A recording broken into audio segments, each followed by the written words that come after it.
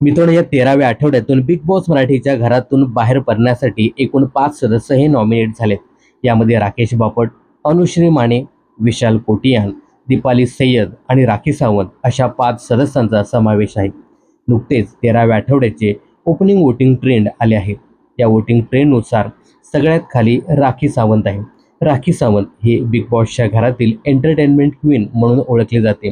पण तिचा सध्याचा खेळ प्रेक्षकांना आवडताना दिसत नाही, त्यामुळे तिला सगळ्यात कमी वोटिंग झाले. राखी सावंत या वोटिंग ट्रेंडनुसार सगळ्यात खाली म्हणजे 5व्या स्थानी आहे.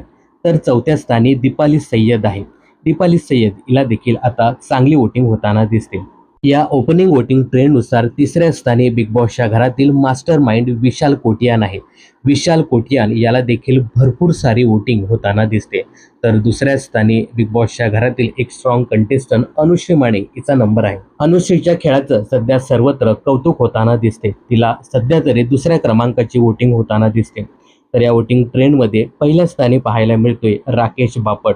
राकेश बापटचा गेम बऱ्याचशा प्रेक्षकांना आवडताना दिसतोय. तर पहिल्या स्थानी राकेश बापट, 2ऱ्या स्थानी अनुश्री माने, तर 3ऱ्या स्थानी आहे विशाल कोटियान. यामध्ये सगळ्यात खाली राखी सावंत आणि दीपाली सय्यद या 2 कंटेस्टंट आहेत.